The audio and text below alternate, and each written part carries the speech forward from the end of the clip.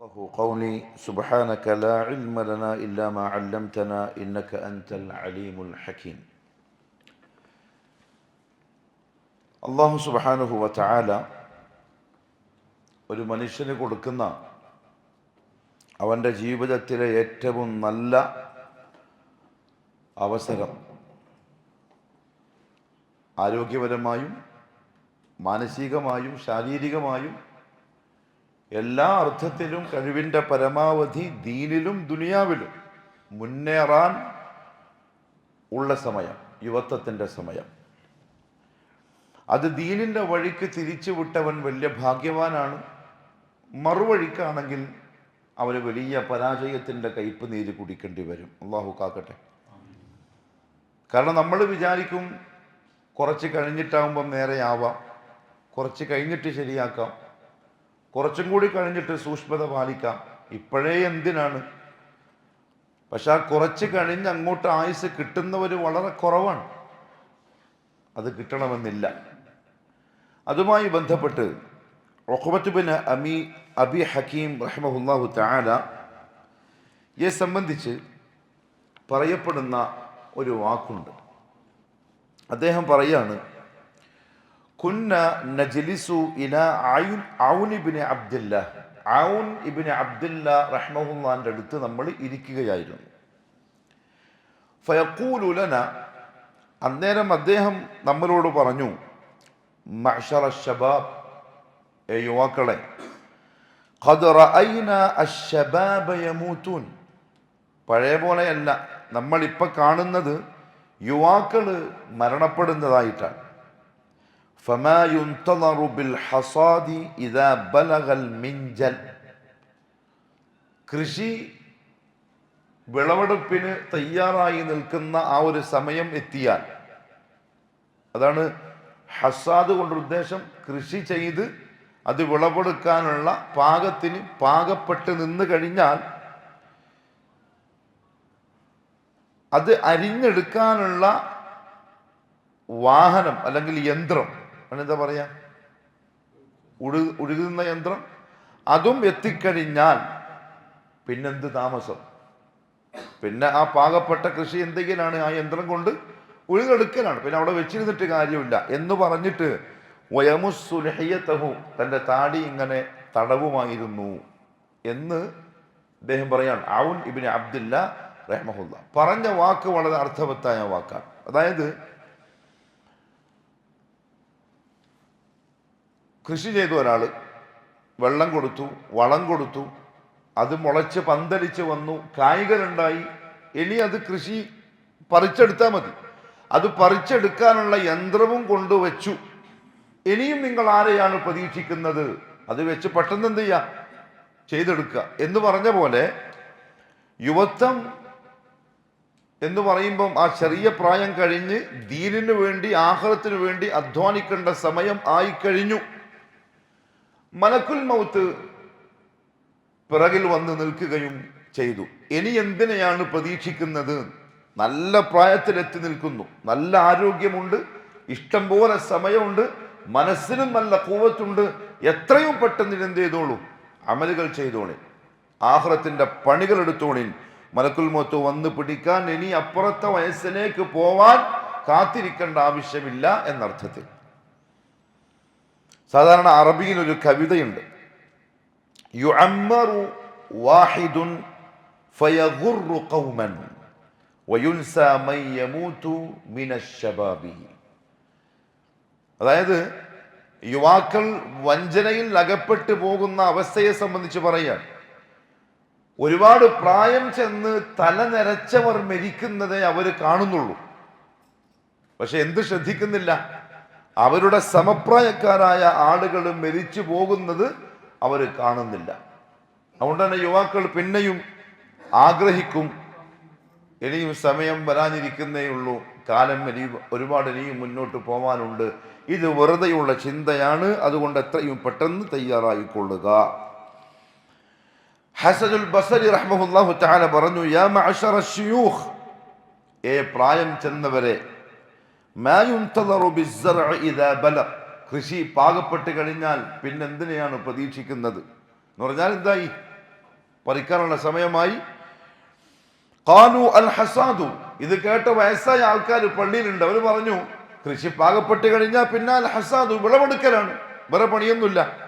ഖാല, ഇത് കേട്ടപ്പോൾ അദ്ദേഹം പറഞ്ഞു, യാ മഅ്ശറ ശബാബ്, ഏ യുവാക്കളെ, ഇന്ന الزرع قد تدركه العاهة قبل أن يبلغ.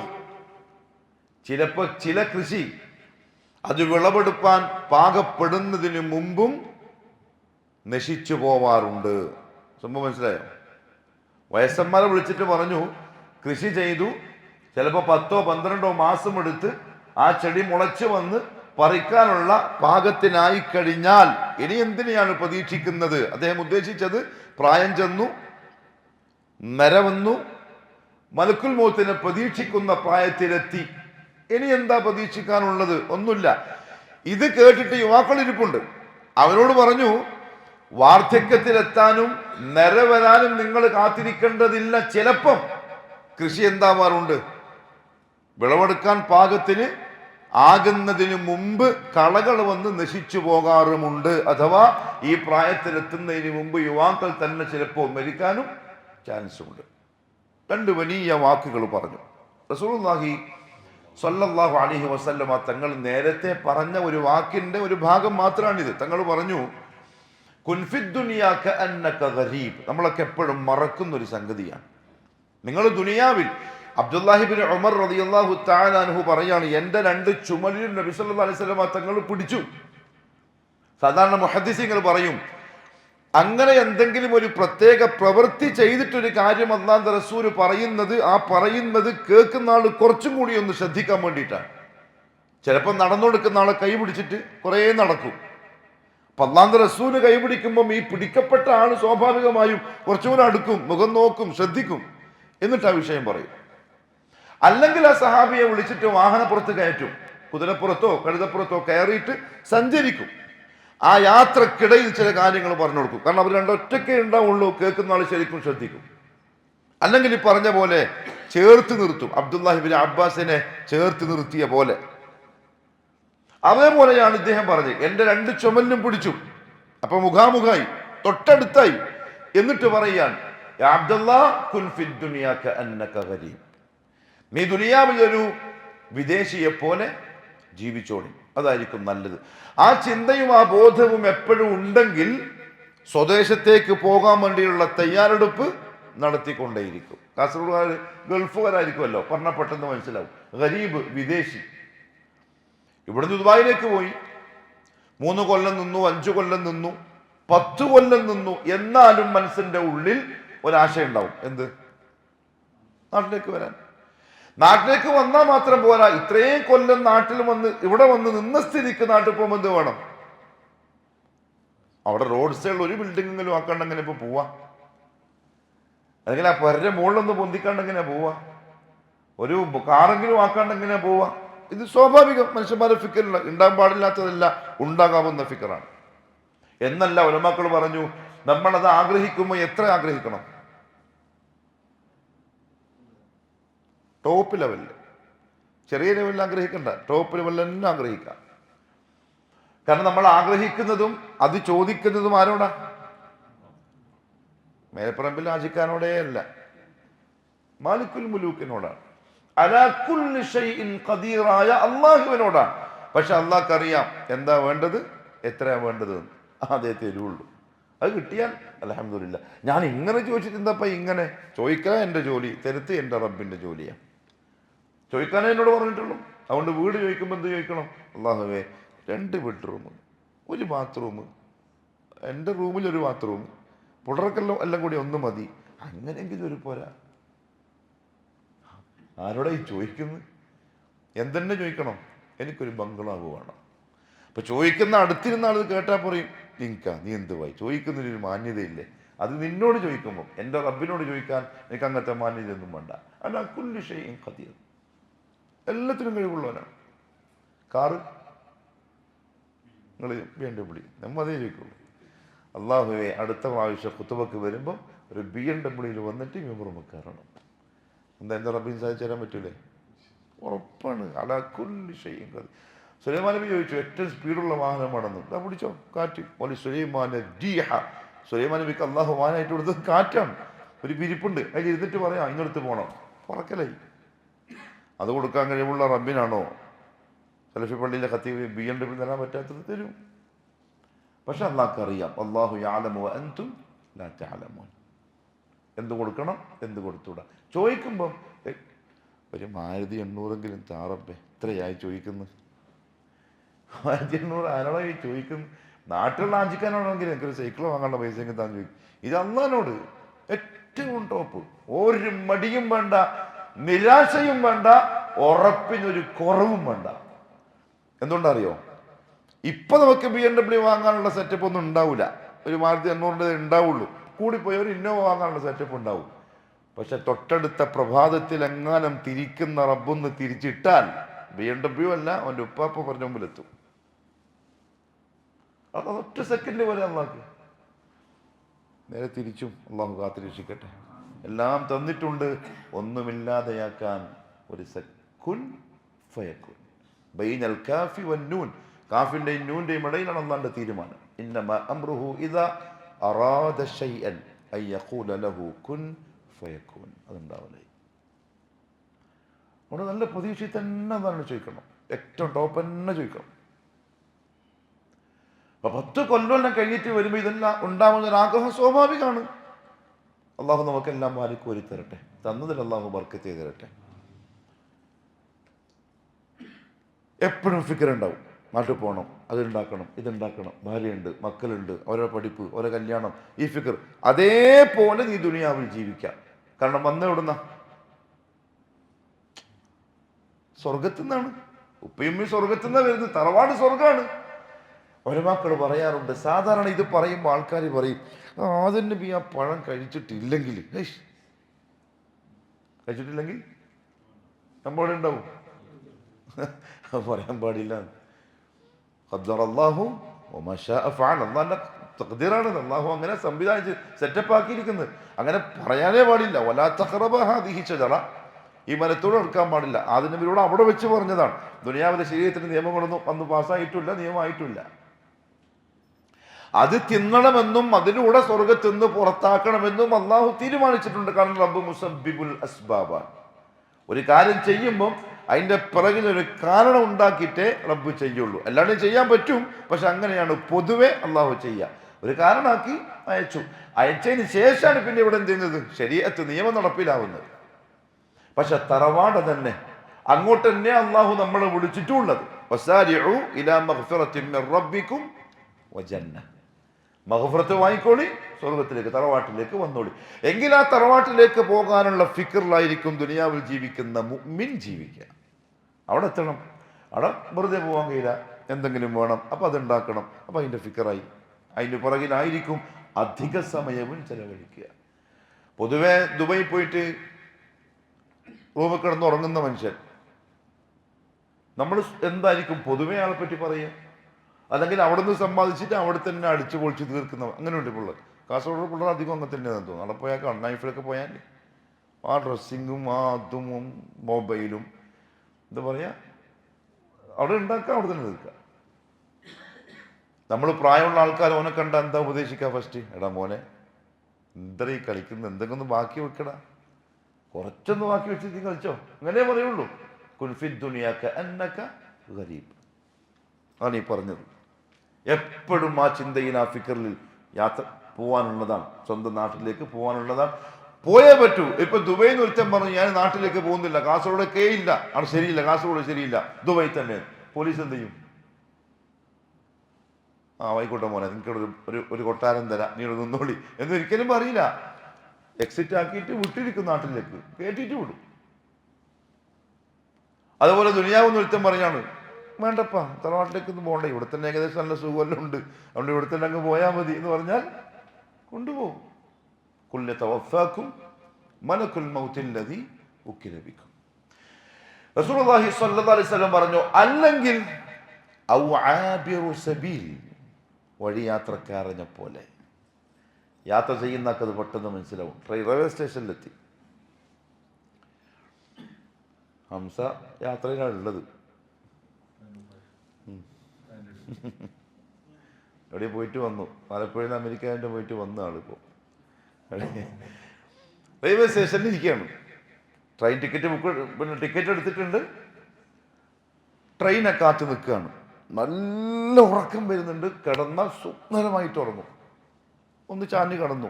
എന്നാലും 5 മിനിറ്റ് കഴിയുമ്പോൾ ഞെട്ടും. കാരണം എന്താ അറിയോ, മനസ്സിലെന്തുണ്ട്? യാത്രയുണ്ട്, ട്രെയിനിൻ്റെ വരവുണ്ട്. അങ്ങനെ ഉറങ്ങിപ്പോവില്ല. ചിലപ്പോൾ നമ്മൾ അലാറം വെക്കും. ഇപ്പോൾ കോഴിക്കോട് നിന്ന് കാസർഗോഡേക്ക് വരികയാണ്.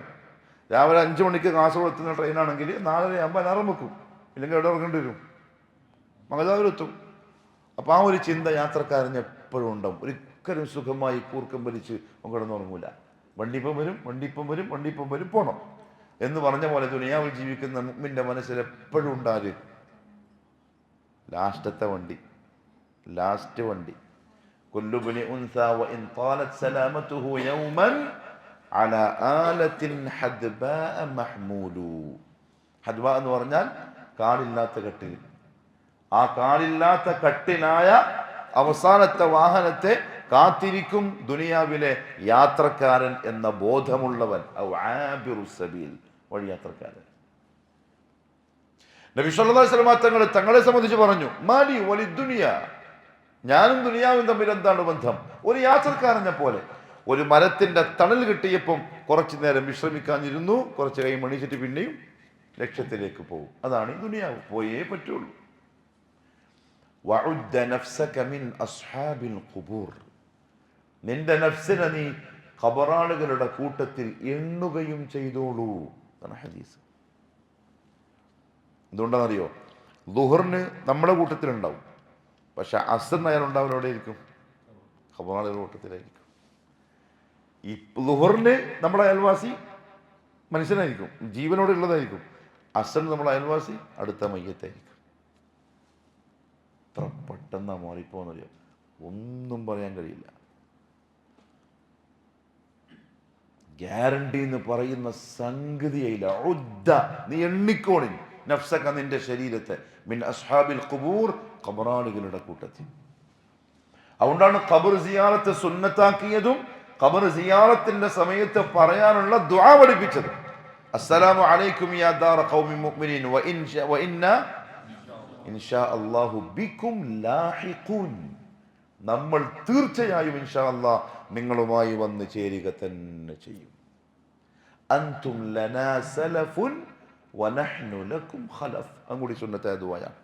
അൻതും ലനാ സലഫ്, നിങ്ങൾ ഞങ്ങളുടെ മുൻഗാമികൾ ഖബറിൽ. വനഹ്നു ലക്കും ഖലഫ്, നമ്മളോ ഇതാ ബാക്കിൽ വരുന്നുണ്ട്, അങ്ങോട്ട് വരുന്നുണ്ട്. അത് ഉറപ്പാണ്. അതുകൊണ്ടാണ് പറഞ്ഞത്, ദാ നല്ല ടൈം അത് പോവും, അതുകൊണ്ട് ശ്രദ്ധിച്ച് കൈകാര്യം ചെയ്തു കൊള്ളാൻ. ബഹുമാനപ്പെട്ട അബ്ദുല്ലാഹി ഇബ്നു ഉമർ റളിയല്ലാഹു അൻഹുമാ ഈ ഹദീസ് പറഞ്ഞതിന് ശേഷം ഇങ്ങനെ പറയാറുണ്ടായിരുന്നു, ഇദാ അംസൈത ഫലാ തൻതദിരി സ്വബാഹ്, ഇദാ അംസൈത വൈകുന്നേരമായാൽ, ഫലാ തൻതദിർ നീ പ്രതീക്ഷിക്കരുത്, അസ്വബാഹ പ്രഭാതത്തെ. പക്ഷെ നമ്മൾ പ്ലാൻ ചെയ്യുന്നതെല്ലാം നാളത്തേക്ക് വേണ്ടിയിട്ടല്ലേ. ഫുൾ തർത്തീബിലാണ് നമ്മുടെ ജീവിതം. നാളെ എന്താക്കണം, മറ്റന്നാൾ എന്താക്കണം, പിന്നെ ആ പ്ലാൻ എങ്ങനെ, ഈ പ്ലാൻ എങ്ങനെ ചെയ്തോളി, പ്രശ്നമൊന്നുമില്ല. പക്ഷേ എന്ത് പ്രതീക്ഷിക്കണ്ട, പ്ലാനൊക്കെ റെഡി ആയിക്കോളി. ഞാൻ നാളെ സുബ്ഹിക്ക് ഉണ്ടാവും എന്നത് ഒരു ഉറപ്പും കൊടുക്കണ്ട. ഫലാ തൻതദിർ, ഒരു പ്രതീക്ഷയും വേണ്ട. ചിലപ്പോൾ സുബ്ഹിക്ക് നമ്മൾ ഖബറിൻ്റെ ഉള്ളിലായിരിക്കും. അല്ലാഹു ദീർഘായുസ്സും ആഫിയത്തും നസീബാക്കി തരട്ടെ. വെറുതെ ഒറ്റയ്ക്കിരിക്കുമ്പോൾ ഒന്ന് നഫ്സിനെ മെരിപ്പിച്ച് നോക്കണം കേട്ടോ. എന്തായിരിക്കും അവസ്ഥ മയ്യത്തായാൽ? ദുനിയാവിൻ്റെ അവസ്ഥ എന്തായിരിക്കും? നമ്മളുടെ സ്വന്തത്തിൻ്റെ ആഖിറത്തിൻ്റെ എന്തായിരിക്കും? ദുനിയാവിൽ എന്തായിരിക്കും സംഭവിക്കാൻ പോകുന്നത് മരിച്ചാൽ? ഇന്ന് നമ്മൾ ആരൊക്കെയോ ആണ്. ഞാനില്ലെങ്കിൽ ആ പള്ളിയിലെ ക്ലാസ് നടക്കൂല, ഞാനില്ലെങ്കിൽ ആ നാടന്നെ നടക്കൂല. എല്ലാം നമ്മൾ ചിന്ത അങ്ങനെയാ. ഞാൻ പോയാൽ എൻ്റെ ഭാര്യ എന്താക്കും, മക്കളെന്താക്കും, എൻ്റെ ഗ്യാപ്പ് ആര് ഫില്ല് ചെയ്യും, അങ്ങനെ ചോദിക്കുക.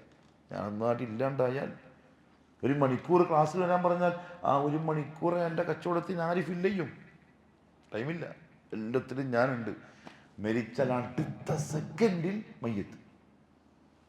ഇന്നലെ എൻ്റെ കോഴിക്കോട് ഭാര്യ വീട്ടിൽ ഓളെ പഴയ അയൽവക്കത്തുള്ളൊരു ചെറിയ ബന്ധുവാണ്, ഒരു ഉമ്മാമ്മ മരിച്ചു, 90 വയസ്സിനപ്പുറത്തുണ്ട്. ഞാൻ നോമ്പ് അടുക്കളയിൽ നോമ്പ് പിന്നെ മഗ്‌രിബ് കഴിഞ്ഞിട്ട് ഭക്ഷണം കഴിച്ചുകൊണ്ടിരിക്കുകയാണ്. ഓളെന്തോ വാഷ് ബേസിൽ നിന്ന് കഴുകുന്നുണ്ട്. അപ്പോൾ ഓളെ ഉമ്മ വിളിച്ച്, എൻ്റെ അടുത്ത് എൻ്റെ അളിയനും എൻ്റെ മോളൊക്കെ ഉണ്ട്. അപ്പോൾ ഓള് ചോദിക്കാം ഉമ്മാനോട്, മയ്യത്തെപ്പോൾ എടുക്കുക? വീത്താത്താന്ന് നേരത്തെ വിളിച്ച ആളാണ്, ഇപ്പോൾ ചോദിക്കുന്നത് മയ്യത്തെപ്പോൾ എടുക്കലെന്ന്. ഞാൻ പറഞ്ഞ അളിയൻ കണ്ട, ഒറ്റ സെക്കൻഡ് കൊണ്ട് പേര് മാറി. വീത്താത്ത വീത്താത്ത വീത്താത്ത മരിച്ചെന്ന് പറ്റി ഭയങ്കര കരഞ്ഞുകൊണ്ട് വന്നതാണ്. ഇപ്പം ചോദിക്കുന്നത് മയ്യത്തെപ്പോൾ എടുക്കലെന്ന്. ദുനിയാവിൽ അതേ സംഭവിക്കാനിരിക്കുന്നുള്ളൂ. പെട്ടെന്ന് കുളിപ്പിക്കാനുള്ള ആൾക്കാരെ നോക്കുന്നു, പെട്ടെന്ന് കുളിപ്പിക്കുന്നു, പിന്നെ കഫം തൊഴിയാനുള്ള പരിപാടിയാക്കുന്നു, കഫം തൊഴിയുന്നു. ആരെങ്കിലും കാണാനുണ്ടാ? ഇല്ല, കാണാനില്ല. ആരെങ്കിലും കാത്തു നിൽക്കുന്നുണ്ടാ? കാത്തിക്കുന്നില്ല. എന്നാൽ പിന്നെ എടുക്കല്ലേ? എടുത്തോളി, ഖലാസ് കഴിഞ്ഞു, ഖബറിലായി. മഅസ്സലാമ മിൻഹാ ഖലഖനാകും വഫീഹാ നുഈദുകും വമിൻഹാ നുഖ്രിജുകും താറതൻ ഉഖ്റാ എന്ന് വെച്ചാൽ അതോടുകൂടി ദുനിയാവിധ തീർന്നിരിക്കുന്നു. ഖലാസ്. ഇനി ആരും ഓർക്കും? ആരും ഓർക്കില്ല. ആരും ഓർക്കില്ല. ഭാര്യയ്ക്ക് വരെ ഓർക്കാനുള്ള സമയം 4 മാസവും 10 ദിവസമാണ്. അത് കഴിഞ്ഞാൽ ഓള് വേറെ കെട്ടിയിട്ട് പോകും. കെട്ടണം എന്നാ നിയമം. പിന്നെ നമ്മളെ കൊടുത്തിട്ട് നിയമമില്ല. കെട്ടണം, വേറെ മാപ്പിളിൻ്റെ കൂടെ സുഖമായിട്ട് ജീവിച്ചോണം. നമ്മളെ കൊടുത്തിട്ട് അയ്യോ എൻ്റെ മാപ്പിള, അങ്ങനത്തെ ദീനില്ല. പോയി കഴിഞ്ഞു. മക്കൾ നമ്മളെ ഓർക്കുമെന്ന് വിചാരിക്കുന്നുണ്ടോ? മരിച്ചു പോയവരുടെ മക്കളെ ഒന്ന് പരിശോധിച്ച് നോക്ക്, അവർ ഓർക്കുന്നുണ്ടോ? ഇല്ല. ഇല്ല മനുഷ്യ അല്ലാഹ്. പക്ഷെ ചില ആളുകളുണ്ടാവും, മക്കളെ അങ്ങനെ വളർത്തിയിട്ടുണ്ടാവും, ഉപ്പാനും ഉമ്മാനും മറക്കാത്ത കോലത്തിൽ. അവലദുൻ സാലിഹുൻ യദ്ഉ ലഹു, അവലദുൻ സാലിഹുൻ. കുറേ മക്കളുണ്ടാവും എന്നല്ല പറഞ്ഞ അല്ലാഹുവിന്റെ റസൂല്. ഒരു മകൻ, വലദുൻ, ഒരു മോൻ, സാലിഹുൻ, സലാഹിയത്തുള്ള ഒരു മോനുണ്ടെങ്കിൽ അത് മയ്യത്തിന്റെ ഏറ്റവും വലിയ സമ്പത്താണ്. യദ്ഉ ലഹു, അവൻ ഉപ്പാനും ഉമ്മാനും മറക്കൂല. അങ്ങനെ ഉണ്ടാക്കിയാൽ രക്ഷപ്പെട്ടു. ശരിക്കും പറഞ്ഞാൽ നമ്മുടെ ദുനിയാവിൽ ഏറ്റവും അധികം സമാധാനിക്കേണ്ടെന്ന് അറിയോ? അങ്ങനത്തെ മക്കൾ ഉണ്ടെങ്കിൽ അതിലാണ്. ദുനിയാവിൽ ഭയങ്കര സെറ്റപ്പിന് മക്കളുണ്ട്. ദുനിയാവിൻ്റെ ആളുകൾ അത് കണ്ടിട്ട് സമാധാനിക്കും. ഒരു നിലക്കും വിലക്കും മക്കളെ എത്തിച്ചു. അതേസമയത്ത് ഒന്നുമില്ല, പട്ടിണിയാമാൻ. മോന്റെ വീട്ടിൽ എപ്പോഴും മഞ്ഞും കയറും തന്നെയാ. പക്ഷെ ഉപ്പാനും ഉമ്മാനും ഓൻ തലമ വെച്ച് നടക്കുന്നവനാണ്. അഭിമാനിക്കാം, സന്തോഷിക്കാം. ഞാൻ പോയാലും എൻ്റെ ഈ മോൻ എന്നെ മറക്കൂല. ദുനിയാവുണ്ടാവില്ല, പക്ഷെ ആഖിറത്തിൽ എനിക്ക് ഉപകാരപ്പെടും.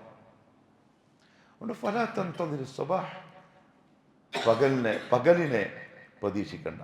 2-3 റമദാനുകൾക്ക് മുമ്പ് നാദാപുരത്ത് നമ്മളൊരു കൂട്ടുകാരുണ്ട്. നമ്മൾ നോമ്പ് തുറന്നിട്ട് പള്ളിയിൽ പോയി. മൂപ്പരെ വീട്ടില് മൂപ്പരെ ജ്യേഷ്ഠൻ വെറുതെ വന്നു. നോമ്പ് തുറന്നിട്ട് അനിയൻ്റെ അടുത്തേക്ക് വന്നു. അങ്ങനെ അനിയൻ തക്കരിച്ച് ഇരുത്തി ചായയും സമൂസയും അവിടെ നാദാപുരത്തൊക്കെ നല്ല ഇഷ്ടം പോലെ ഐറ്റംസ് ഉണ്ടാവും. പിന്നെ ഇത് പലഹാരം അതെല്ലാം വെച്ച് തിന്നുകൊടുക്കുമ്പോൾ ജ്യേഷ്ഠൻ പറഞ്ഞു, എന്തോ ഒരു വേദന പോലെ ഉണ്ട്, ഗ്യാസ് ആണെന്ന് തോന്നുന്നു, പുറക്ക് പോയിട്ട് വരട്ടെ. ബാത്റൂം പോകാൻ വേണ്ടി പോയി. ഓക്കെ, പുറക്ക് പോയിട്ട് വരി, രാത്രി തറാവി കഴിഞ്ഞിട്ട് പോവാം, ഭക്ഷണം കഴിക്കാം. ഉസ്താദിലുണ്ടോ? അവനോട് പറഞ്ഞു. പോയി. അനിയന് ഫോണ്, ഉപ്പ മരിച്ചു. വേദന എടുത്തിട്ട് പോയതാണ്. ഫോണ് വന്നത്, ഉപ്പ മരിച്ചു. ഫലാത്തന്തർ. ആരെയും പ്രതീക്ഷിക്കണ്ട, ഒന്നും പ്രതീക്ഷിക്കണ്ട, ഉറപ്പാണത്. വഇദാ അസ്ബഹ്ത, ഇനി രാവിലെ ആയാൽ ഫലാ തന്തദിരിൽ മസാ, വൈകുന്നേരത്തെയും പ്രതീക്ഷിക്കണ്ട. ആർക്കറിയാം എപ്പോ എവിടെ എങ്ങനെ? അല്ലാഹു അഅലം. എപ്പോഴും ചെയ്യേണ്ട ദുആ എന്താ അറിയോ? അല്ലാഹുവേ, പെട്ടെന്നുള്ള മരണത്തെ തൊട്ട് കാക്കണം. ഫുജ്അത്തുൽ മൗത്ത്, അപകട മരണങ്ങളും പൊടുന്നനെ വരുന്ന മരണവും അത് ആർക്ക് താങ്ങില്ല? നമുക്കൊരു തയ്യാറെടുപ്പെടുക്കാനും കഴിയില്ല. തൗബയൊക്കെ ചെയ്ത് ഇടപാടൊക്കെ തീർത്തിട്ട് തയ്യാറെടുത്ത് കിടക്കണ്ടേ? അങ്ങനെ ഇരിക്കണം. പെട്ടെന്നാകുമ്പോൾ എല്ലാം ബാക്കിയാവും. യാത്ര പോലും പറയാൻ പറ്റാണ്ട് പോയാൽ അത് വലിയ സങ്കടമായി മാറും. അതുകൊണ്ട് അപകട മരണങ്ങളിൽ നിന്ന്, പെട്ടെന്നുള്ള മരണങ്ങളിൽ നിന്ന്, മറിച്ച് മരിക്കാൻ വേണ്ടിയിട്ട് കിടക്കണം. മരിക്കാൻ കിടക്കണം. കുടുംബക്കാർക്ക് ഉപദ്രവം ആവാനും പറ്റൂല. ഇടപാടെല്ലാം തീർത്ത് വസിയത്തെല്ലാം എഴുതി വെച്ച് സ്വത്തെല്ലാം എല്ലാവർക്കും ഓഹരി വെച്ച് കൊടുത്ത് കടം വീട്ടാനുള്ള കടങ്ങളൊക്കെ വീട്ടി ഇനി സമയമാകുമ്പോൾ നിസ്കരിക്കും, മലക്കും മൂത്തിനും പ്രതീക്ഷിച്ച് ഇങ്ങനെ നോക്കിയിട്ട് കിടക്കും. അന്നേരം ഒരു ദിവസം വന്നിട്ട് പോലെ ഖലാസ് അത് മരിച്ചാൽ ആർക്കും ടെൻഷനില്ല. മക്കൾക്കും അറിയാം ഉപ്പ ഇന്നോ നാളെയോ പോകുമെന്ന് അറിയാം, പോകുന്ന ആർക്കും അറിയാം ഞാൻ ഏകദേശം അടുത്തായിട്ടുണ്ട്. അങ്ങനെ കുറേ മരണങ്ങളുണ്ട്, അങ്ങനെ കുറേ കേട്ടിട്ടുണ്ട് മരണം. രാവിലെ പതിവില്ലാത്ത രീതിയിൽ എല്ലാവരെയും വിളിക്കുന്നു, ജ്യേഷ്ഠന്മാരെ അനിയന്മാരെല്ലാം വിളിക്കുന്നു. കടം കൊടുക്കാനുള്ളവരൊക്കെ പെട്ടെന്ന് തന്നെ കടമെല്ലാം കൊടുത്ത് തീർക്കുന്നു. ചിലപ്പം പെങ്ങളെ പിന്നെ മകളുടെ മക്കളൊക്കെ വിളിച്ചിട്ട് ഒന്ന് സ്നേഹം പങ്കുവെക്കുന്നു. എന്നിട്ട് പറയുന്നു ഭാര്യയോട്, ഇനിയിപ്പം പറ്റിയിട്ടില്ലെങ്കിലോ, അന്ന് രാത്രി കടന്ന കടപ്പിൽ പോവുകയും ചെയ്യുന്നു. നല്ല മരണങ്ങൾ, തയ്യാറെടുത്തിട്ട് പോയ മരണം. അതുകൊണ്ട് തന്നെ ഈ നാളെ നാളെ നാളെ എന്നുള്ളത് ഇമാം അൽ ജൗസി റഹ്മഹുല്ലാഹു തആല പറഞ്ഞു, ഇബ്നുൽ ജൗസി റഹ്മഹുല്ലാഹ്, യജിബു അലാ മൻ ലാ യദ്രി മതാ യബ്ഗതുഹുൽ മൗതു അൻ യകൂന മുസ്തഇദ്ദൻ. എപ്പോഴാണ് മരണം വന്ന് പിടികൂടുക എന്നറിയാത്ത ഒരാള് സദാസമയവും തയ്യാറായിരിക്കലാണ് ബുദ്ധി. ഒരു ടൈം പറഞ്ഞു തന്നിരുന്നുവെങ്കിൽ രണ്ട് കാര്യങ്ങൾക്കാണ്. ഒന്ന്, മരണത്തിന്റെ സമയം. അതെങ്ങാനും നമുക്ക് പറഞ്ഞു തന്നിരുന്നുവെങ്കിൽ ദുനിയാവിൽ നിറക്കപ്പെടുന്ന ഫിത്നയും ഫസാദും ഒന്ന് ആലോചിച്ച് നോക്കി. ടൈം പറഞ്ഞെങ്കിൽ അതും അള്ളാന്റെ ഹിക്മത്താണ്. കാരണം ആ ടൈം വരെ കളികൾ മുഴുവൻ മനുഷ്യന്മാർ കളിക്കും. ആ ടൈം ആകുമ്പോൾ റെഡിയാവും. പക്ഷെ ഇല്ല, ഏതു സമയവും. അതേപോലെയാണ് ലൈലത്തുൽ ഖദർ. ഏത് ദിവസത്തിലുണ്ടാവുക? അല്ലാഹു അഅലം. 21 തൊട്ട് 29 വരെയുള്ള ഏത് ദിവസത്തിലും ആവാം. അതിന്റെ കൃത്യമായ വിവരം നബി സല്ലല്ലാഹു അലൈഹി വസല്ലമ തങ്ങൾക്ക് അല്ലാഹു അറിയിച്ചു. ആവേശത്തോടെ വീട്ടിൽ നിന്ന് ഇറങ്ങി വരുമ്പോൾ രണ്ട് സഹാബാക്കൾ തമ്മിൽ തർക്കം വഴിയിൽ. അത് തീർക്കാൻ റസൂലുള്ളാഹി ഇടപെട്ടു. തീർന്നു കഴിയുമ്പോഴേക്ക് ഇത് മറന്നു. റസൂലുള്ളാഹി പറഞ്ഞു, നിങ്ങളുടെ തർക്കം നിങ്ങൾക്കുള്ള ഒരു ഖൈറിനെ നിഷേധിച്ചിരിക്കുന്നു. ഇപ്പൊ നമ്മൾ തർക്കം നോക്കിയാൽ ഖൈർ എന്ന് പറയുന്ന സാധനം ഉണ്ടാവില്ല. അങ്ങനത്തെ തർക്കത്തിലാണ് നമ്മളുള്ളത്. ഏതു ഖദർ അഥവാ ആ ദിവസം അറിയിച്ചിരുന്നുവെങ്കിൽ ആ ഒറ്റ രാത്രിയെ പള്ളി സജീവമായിട്ടുണ്ടാവുള്ളൂ. ആ ഒറ്റ രാത്രി. ഇപ്പം തന്നെ 27 എന്ന് പറഞ്ഞതിനെ കൊണ്ട് 27 ഫുള്ള്. സലഫി പള്ളിയിൽ നിറയുന്ന 27. അതെന്താ അങ്ങനെ? അതൊരിക്കലും ഉണ്ടാകാൻ പാടില്ലാത്തല്ലേ. ഇപ്പൊ കുറഞ്ഞു, ഇപ്പൊ 1.5 സഫായി. അതന്നെ, അത് പാടില്ല ശരിക്കും. ഇപ്പൊ ഇല്ല. 27 ആകുമ്പോ സെൽഫികൾ തന്നെ വരുന്നത്. ഓളോട് മക്കളോട് 27 ഞാനൊക്കെ പള്ളിയിൽ പോകണം. അതങ്ങനെ ആയിക്കൂടാ. സെൽഫി പള്ളി 21 തൊട്ട് 29 വരെ നിറഞ്ഞ് കവിയാണ്. ഷിയാക്കളൊന്നും പറയണ്ട, സെൽഫികൾ തന്നെ മതി. കാരണം ഈ 10 ഏത് ദിവസത്തിലുമാവാം. തഹറൗ ലൈലത്തുൽ ഖദ്രി ഫിൽ അശ്രിൽ അവാഖിരി മിൻ റമദാൻ. റമദാന്റെ ലാസ്റ്റ് 10 ലൈലത്തുൽ ഖദ്റിനെ നിങ്ങൾ കാത്തിരുന്നോളിൻ, പ്രതീക്ഷിച്ചോളിൻ. ഏത് എപ്പം? അല്ലാഹു അഅലം. പിന്നെ അടയാളങ്ങൾ വെച്ചുകൊണ്ട് ചില പണ്ഡിതന്മാർ പറഞ്ഞു, അധികം പറഞ്ഞു 27, 29 പറഞ്ഞവരുണ്ട്, 21 പറഞ്ഞവരുണ്ട്. 27 കാത്തു നിന്നിട്ട് 21-നും ഇല്ല, 23-നും ഇല്ല, 25-നും ഇല്ല, 27 വന്നു. അപ്പോഴത്തേക്ക് മലക്കുകൾ കെട്ടിമട്ടിലെടുത്തിട്ട് പോയിട്ടുണ്ട്. ഇത് കഴിഞ്ഞിട്ട് അപ്പോൾ ഈ വരുന്നേ ഉള്ളൂ പള്ളിയിലേക്ക്. ഇമാമ് കൊടുക്കുന്ന പോലെ. ഇമാമിൻ്റെ അടുത്താണെങ്കിൽ ഇമാമേ കുറച്ചെങ്കിലും ഇതാ ഇമാമ എന്ന് പറയാം. 27 വന്നാൽ ഇതാ അവർ വന്നിട്ട് പോയി. ഹത്താ മത്ലഉൽ ഫജ്ർ. ഇനി 27 വന്നിട്ട് ഉറങ്ങിയിട്ടില്ല. ഖുർആനോത്തും നിസ്കാരവും ദുആയും പത്ത് ഫജ്ർ വരെ പരിപാടി. 28 രാവിലെ സുബഹിക്കില്ല. 27 ഇത്തികാമിന് പോയിട്ട് വെച്ചിട്ടേക്ക് ഉറങ്ങി. 27 അന്ന് രാത്രിയെ ഇത് ഈ ഭാഗത്തെല്ലാം കഴിഞ്ഞ് വന്നിട്ട് ഉറങ്ങി. സുബഹിക്കില്ല. 28 രാവിലെ എണീച്ചിട്ട് ഇന്ന് നോമ്പ് വെക്കണം. ബാംഗ്ലൂരിലൊന്നും നോമ്പില്ലാന്ന് പറയുന്നുണ്ട്. ചായ കുടിക്കുന്നു സായിപ്പന്മാർ. 27 കഴിഞ്ഞു. പക്ഷെ 29 ജിബ്രീൽ അടക്കം വരാൻ കാത്തിരിക്കുന്നേ ഉള്ളൂ പള്ളിയിലേക്ക്. ഇവനോ മാർക്കറ്റിലെത്തി. ഇല്ലെങ്കിൽ ഡ്രസ്സ് വാങ്ങാൻ വേണ്ടി പെണ്ണുങ്ങളെ ഇങ്ങനെ പേരങ്ങാൻ തുടങ്ങി. 29 ഇവിടെ മക്കൾ വരുന്നേ ഉള്ളൂ. അറിയില്ല. നമ്മുടെ എൻ്റെ പ്രിയപ്പെട്ടവരെ, ലാസ്റ്റ് 10 സജീവമായിരിക്കണം. സലഫി പള്ളി AC ഓഫ് ആയിക്കൂടാ, ലൈറ്റ് ഓഫ് ആയിക്കൂടാ. അത്ര സജീവമാവണം. കാണിക്കണ്ടേ. ലൈലത്തുൽ ഖദ്റിന്റെ പ്രത്യേകം എന്താ അറിയോ? റസൂലുള്ളാഹി സ്വല്ലല്ലാഹു അലൈഹി വസല്ലം പറഞ്ഞു, ഹാദാ അബ്ദി. അല്ലാഹു പറയും മലക്കുകളോട്, ഹാദാ അബ്ദി, ഇതാ എൻ്റെ ഈ അടിമ. ഒന്ന് ആലോചിച്ച് നോക്കിയേ. ഉബയ്യ് ഇബ്നു കഅബ് റളിയല്ലാഹു അൻഹു ഒരു ദിവസം സൂറത്തുൽ ബയ്യിന അവതരിച്ചപ്പോൾ നബി സല്ലല്ലാഹു അലൈഹി വസല്ലം പറഞ്ഞു, ഉബയ്യ് എവിടെ? ഉബയ്യ് വന്നു. ഉബയ്യ് പറയാണ്, എന്നോട് എൻ്റെ റബ്ബ് പറഞ്ഞു ഈ സൂറത്ത് ഉബയ്യ് ബിൻ കഅബിനൊന്ന് ഓദിച്ച് കേൾപ്പിച്ചു കൊടുക്കാൻ. ഉബയ്യ് ബിൻ കഅബ് ചോദിച്ചു, യാ റസൂലല്ലാഹ്, ആകാശത്തിലുള്ളവൻ എൻ്റെ പേരെടുത്ത് പറഞ്ഞോ? ആ, നിൻ്റെ പേരെടുത്ത് പറഞ്ഞു. അദ്ദേഹം അങ്ങോട്ട് മാറി ഒരു സുജൂദ് ചെയ്തിട്ട് കരയാൻ തുടങ്ങി. നമ്മളൊന്ന് ആലോചിച്ചേക്കാം, റബ്ബുൽ ആലമീൻ ഉബയ്യ് ബിൻ കഅബിൻ്റെ പേരെടുത്ത് റസൂലിനോട് പറയാൻ, ഉബയ്യിനൊന്ന് ഓതി കേൾപ്പിച്ചു കൊടുക്കുന്നു. അതേപോലെ പണ്ഡിതന്മാർ പറഞ്ഞു, ലൈലത്തുൽ ഖദറിന്റെ രാത്രി ഓരോരുത്തരെ നോക്കിയിട്ടും അല്ലാഹു വദ എൻ്റെ ഈ അടിമ, ഇന്നവൻ്റെ മകൾ ഈ അടിമ, അവൻ നോമ്പെടുത്ത് ഭക്ഷണപാനീയം ഒഴിവാക്കി പ്രതീക്ഷയോടെ കാത്തിരിക്കുന്നു. ഉഷ്ഹിദുക്കും യാ മലായികതി ഖദ് ഗഫർതു ലഹു, നിങ്ങൾ സാക്ഷി, അവർക്ക് ഞാൻ പുറത്തു കൊടുത്തിരിക്കുന്നു. അന്നേരം നമ്മൾ മാർക്കറ്റിലാണെങ്കിലോ, അന്നേരം ബസ് സ്റ്റോപ്പിലാണെങ്കിലോ, യുവാക്കൾ ഫുള്ള് പുറത്ത് തന്നെ, ബൈക്കിലുണ്ടാവും പുറത്ത് കറങ്ങുന്നത്. ഇപ്പം പെമ്പിള്ളറുണ്ട്, കോഴിക്കോടൊക്കെ കുറ്റിച്ചെറിയിലൊക്കെ പെമ്പിള്ളർ രാത്രി പുറത്തിറങ്ങാൻ തുടങ്ങി. ഐശ്വര്യ ഉണ്ടാവും, ഉപ്പിലിട്ടതുണ്ടാവും. എപ്പം ഇവിടെ പള്ളിയിൽ മഹഫുറത്ത് ഇങ്ങനെ വിതരണം ചെയ്യാം, റബ്ബുൽ ഇസ്സത്ത് ഓൻ്റെ പാപികളായ അടിമകൾക്ക്. അന്നേരം കുറേ പാപികൾ പുറത്തുനിന്ന് ഐശ്വര്യ പിന്നെ ഉപ്പിലിട്ടത് അങ്ങനെ കറങ്ങുകയാണ്. എന്തൊരവസ്ഥ നോക്കി, കണ്ടത്തിലുണ്ടാവും. അള്ളാഹു മനസ്സിലാക്കാനുള്ള തൗഫീഖ് തരട്ടെ. അതുകൊണ്ട് ഇബ്നുൽ ജൗസി റഹ്മഹുല്ലാഹു തആല പറഞ്ഞു, എപ്പോഴാണ് വരിക എന്ന് അറിയാത്ത സ്ഥിതിക്ക് എപ്പോഴും തയ്യാറായിരിക്കണം. അള്ളാഹു തൗഫീഖ് തരട്ടെ. ഇതിങ്ങനെ പ്രസംഗിക്കാനൊക്കെ ഈസിയാ, കേൾക്കാനും. പ്രസംഗിക്കുന്ന ഞാനായാലും നിങ്ങളായാലും മുസ്തഅദാവണം. നമ്മൾ പറയില്ല, ചങ്ങായിമാരോട് എടങ്ങ് പോകാനുണ്ടെങ്കിൽ, എടാ എപ്പോൾ പോന്ന്? 5 മണിക്ക്. ആ, നീ വിളിച്ചോട്ടെ, ഞാൻ റെഡിയാ. നമ്മൾ കുളിച്ച് മാറ്റി ബാഗെല്ലാം എടുത്തിരിക്കും, ഇരിക്കുകയാണ്, ചങ്ങാനെ കാത്തിരിക്കുകയാണ്. ഓ, പുറത്തെത്തി റെഡിയിലാണ്. ആ, പോയാ ഖലാസ് എന്ന് പറഞ്ഞ മുസ്തഇദ്ദൻ. മലക്കുൽ മൗത്ത് വരുമ്പോൾ വിളിക്കും, എന്താ മോനെ പോയാലോ?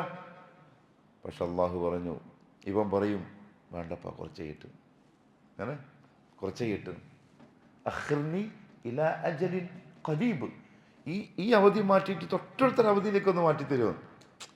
ഇന്നാണ് മലക്കുൽ മൗത്ത് വന്നത്. ചോദിക്കുന്നത്, ഇന്നല്ലപ്പോൾ ഒരു മണിക്കൂർ കഴിഞ്ഞിട്ട് മതിയാ, അല്ലെങ്കിൽ നാളെ ഞാൻ പോയാൽ മതിയാ. ഇലാ അജലിൻ ഖരീബ് ഫഅസ്സദ്ദഖ് വഅകും മിനസ് സാലിഹീൻ, നന്മ ചെയ്യാം, നല്ലവനായിക്കോളാം, എന്നിട്ട് പോവാം. കല്ല കല്ല, തയ്യാറായി നിൽക്കാൻ പറഞ്ഞല്ലേ, ഇങ്ങനെ തയ്യാറാവട്ടെ, ഇല്ലേ, പോക്കന്നെ. സുബ്ഹാന റബ്ബി. അങ്ങനെയെല്ലാം പോയാൽ മരിക്കുന്ന അവസ്ഥ മോശമായാൽ എന്തായിരിക്കും നമ്മളെ കഥ? മരിക്കുന്ന മാഹൗല് ഏറ്റവും നല്ല സുജൂദിലൊക്കെ കിടന്ന് മരിക്കുന്ന മനുഷ്യന്മാരില്ലേ, സുബ്ഹാനല്ലാഹ്. ഖിയാമുൽ ലൈൽ, തഹജ്ജുദിന് എഴുന്നേറ്റ് സുജൂദിൽ കിടന്നിട്ട് എന്തായിരിക്കും പറയുന്നുണ്ടാവുക? സുബ്ഹാന റബ്ബിയൽ അഅല എന്ന് പറയുമ്പോൾ മലക്കുൽ മൗത്ത് വന്നിട്ട് കൊണ്ടുവന്നു. മുഹമ്മദ് സ്വല്ലല്ലാഹു അലൈഹി വസല്ലം പറഞ്ഞു, എങ്ങനെ മരിക്കുമോ അങ്ങനെയായിരിക്കും മഹ്ശറിൽ വരിക. ഇവരങ്ങനെ വരും സുജൂദിൽ. വലിയ ഭാഗ്യവാന്മാർ. മുമ്പിൽ വലിയ TV, എത്ര ഇഞ്ചിൻ്റെ? ഏറ്റവും വലിയ TV എത്ര ഇഞ്ചാ? തിയേറ്ററല്ലേ ചോദിച്ചോ, പുറക്കുള്ള TV 60-ൻ്റെ.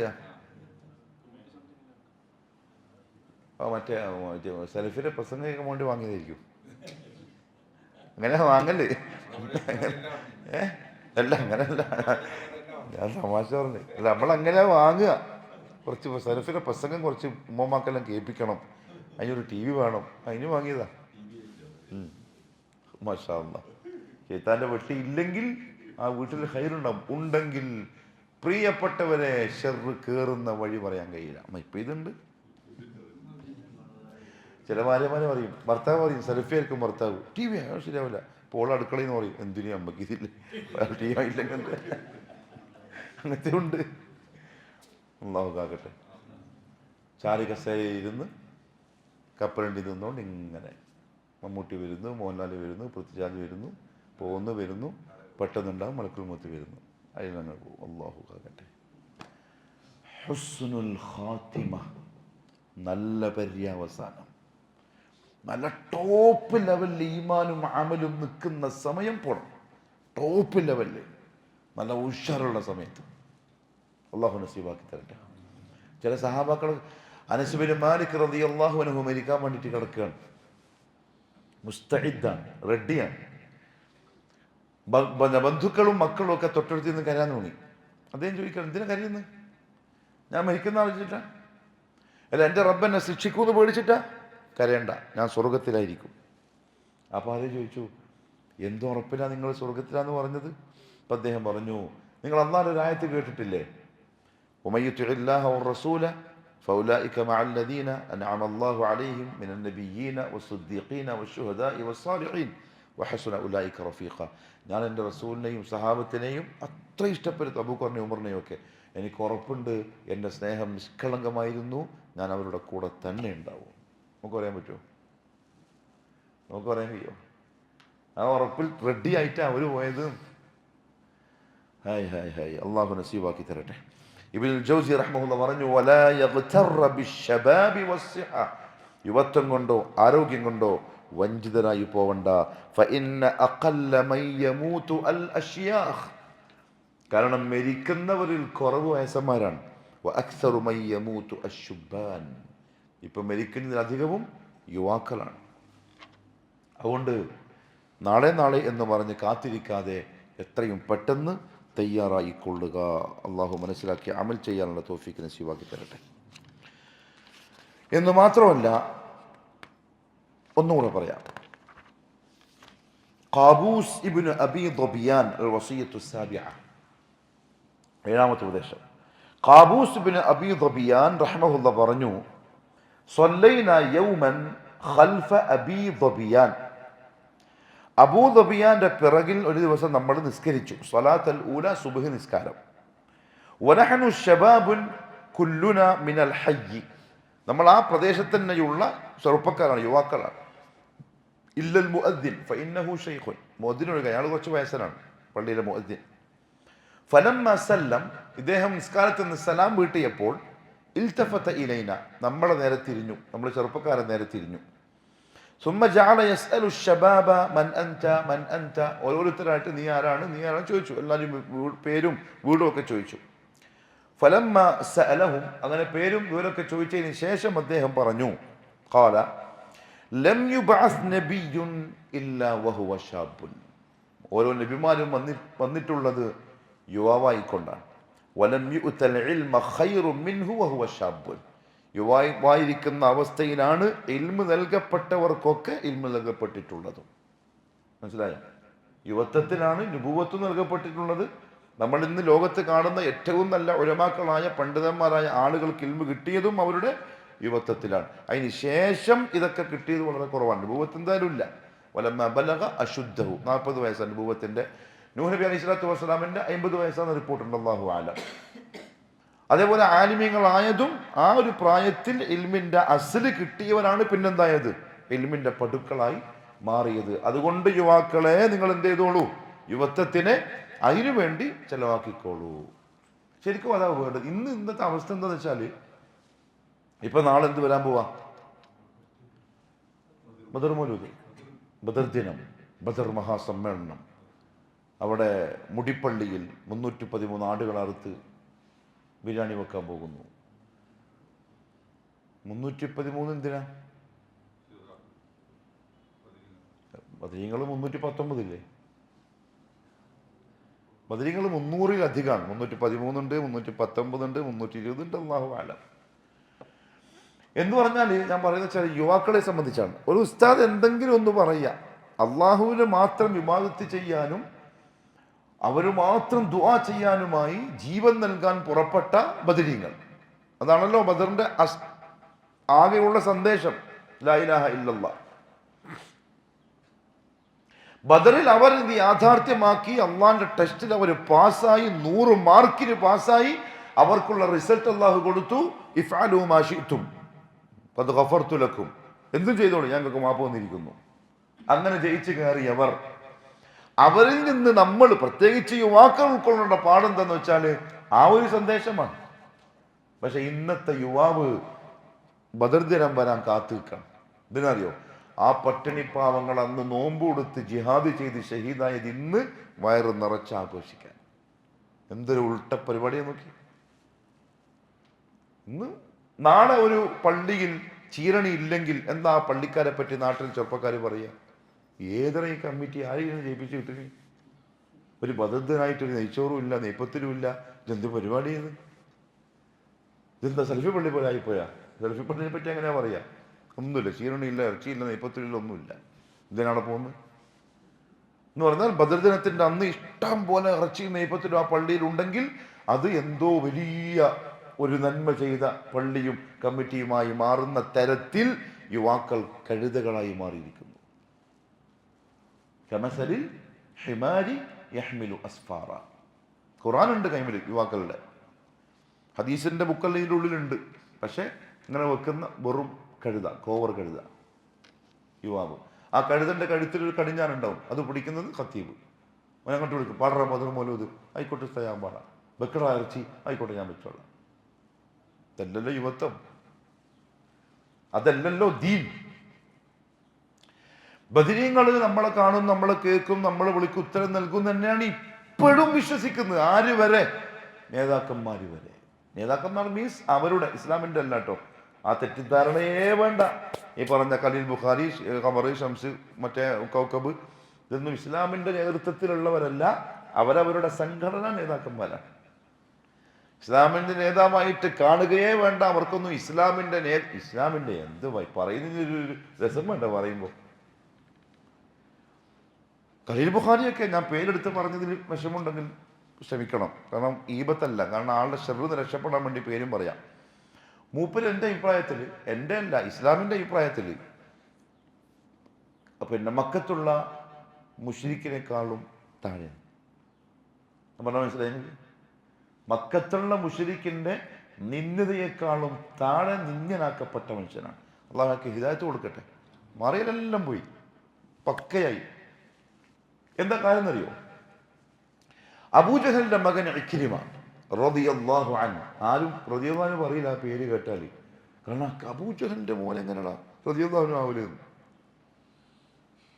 ഹിദായത്ത് കൊടുക്കുന്നതാണ് അള്ളാഹു അല്ലേ. അദ്ദേഹത്തിന് ഹിദായത്ത് കിട്ടാനുള്ള കാരണം എന്താ അറിയോ?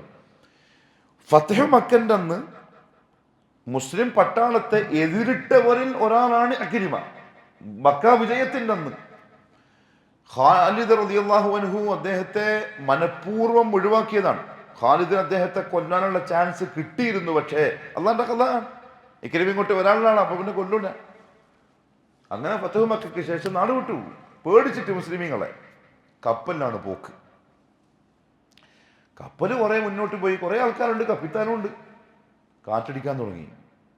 മറ്റേ പായക്കപ്പലല്ലേ, കാറ്റ് വന്ന് തിരമാലകൾ ഇങ്ങനെ ഇളകാൻ തുടങ്ങി. ബമ്പൻ തിരമാല വന്ന് കപ്പല് മറിയുന്ന ഘട്ടത്തിലാകുമ്പോൾ ഉണ്ടാ കപ്പിത്താൻ പറയുന്നു, ഏയ് ഇനി ആരും വിളിച്ചിട്ട് കാര്യമില്ല, അള്ളാഹെ തന്നെ വിളിച്ചോ. അദ്ദേഹം പറയാണ്, ഞാൻ വിചാരിച്ചു ഞാൻ എന്തിനാ ഇപ്പൊ ഇങ്ങോട്ട് വന്നത്? മക്കത്ത് മുഹമ്മദ് സ്വല്ലല്ലാഹു അലൈഹി വസല്ലം പറയുന്നു ഔലിയാക്കളെ വിളിക്കാൻ പാടില്ല, അള്ളാഹിനെ വിളിക്കാൻ പാടുള്ളൂ. അത് നമുക്ക് ശരിയാകാൻ വേണ്ടിയിട്ട് നമ്മൾ ഓടിയത്. ഇപ്പൊ ഓടുമ്പോ ഈ കപ്പിത്താൻ പറയുന്നത് എന്താണ്?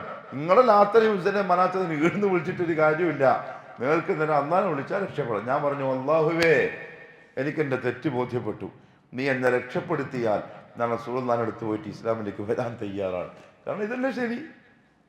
അള്ളാഹു രക്ഷപ്പെടുത്തി. നേരെ വന്ന് കൈ പിടിച്ചിട്ട് പറഞ്ഞു, അഷ്ഹദു അല്ലാ ഇലാഹ ഇല്ലല്ലാഹ് വ അഷ്ഹദു അന്ന മുഹമ്മദർ റസൂലുള്ളാഹ്. ഇക്രിമ അബീ ജഹൽ ഇക്രിമ. പക്ഷെ ഖലീൽ ബുഖാരി പറഞ്ഞ എന്താ അറിയോ? വീഡിയോ കേട്ടിനോ? കപ്പലിൽ പോവാണ്, കപ്പലിൽ തന്നെ കാറ്റ് വന്നു, തിരമാല വന്നു, ഇതാ കപ്പിത്താൻ വന്നു, രക്ഷയില്ല മക്കളെ. അപ്പൊ തന്നെ വിളിച്ച് ബദരീങ്ങളെ, ആ കരച്ചിലൊക്കെ ഒന്ന് കേൾക്കണം. ബദരീങ്ങൾ വന്നു, രക്ഷപ്പെടുത്തി. ഹായ് ഹായ് ഹായ്, ബദരീങ്ങൾ വന്നു. ഈ ബദരീങ്ങൾ, ഞാൻ ചോദിച്ചോട്ടെ, ഈ ബദരീങ്ങൾ വന്ന് രക്ഷപ്പെടുത്തുമെങ്കിൽ, വീട്ടിൽ ബദരീങ്ങളുടെ പേര് എഴുതി ഒട്ടിച്ചാൽ വീട്ടിലെ ബദരീങ്ങൾ കാക്കുമെങ്കിൽ, അത് പറയാൻ പാടില്ല. കാരണം ബദരീങ്ങളുടെ ജോലി നമ്മളെ പോലത്തെ തെണ്ടികളെ പോലെ കാക്കലല്ല, അതല്ല ബദരീങ്ങളുടെ ജോലി. ഇനി ബദർ മൗലൂദ് പാടിയാൽ എന്തെങ്കിലും ജീവിതത്തിൽ കാവൽ കിട്ടുമെങ്കിൽ, ബദർ യുദ്ധത്തിന് ശേഷം നടന്ന യുദ്ധം ഏതാണ്? ഉഹദ് യുദ്ധത്തിന്റെ ഫലം എന്താണ്? മുസ്ലിമീങ്ങൾക്ക് തോൽവിയല്ല, തോറ്റ് തുന്നമ്പടി പോയി. യുദ്ധക്കളത്തുനിന്ന് ഓടുക വരെ ചെയ്തു മുസ്ലിം പട്ടാളക്കാർ. ആ പട്ടാളക്കാരിൽ മഹാഭൂരിപക്ഷവും കഴിഞ്ഞ കൊല്ലം ബദർ പങ്കെടുത്ത ബദരീങ്ങളാണ്. അവർക്ക് അടുത്ത വർഷം യുദ്ധത്തിൽ അവർക്ക് അവരുടെ കാര്യം തന്നെ നോക്കാൻ പറ്റിയില്ല, പിന്നെ എങ്ങനെ നമ്മളെ കാര്യം നോക്കാൻ ബദരീങ്ങൾ? അവർക്കത് കഴിയില്ല. അവർക്ക് അള്ളാഹുവിന്റെ കഴിവ് കൊടുത്തിട്ടില്ല. അവർക്ക് കഴിയൂല എന്നതാണ് അവരുടെ ക്വാളിറ്റി, അവരുടെ അബ്ദീയത്തിൽ. കാരണം അടിമകളാണ്. അള്ളാഹ്ക്കത് കഴിയുമെന്നതാണ് അള്ളാഹുവിൻ്റെ ക്വാളിറ്റി.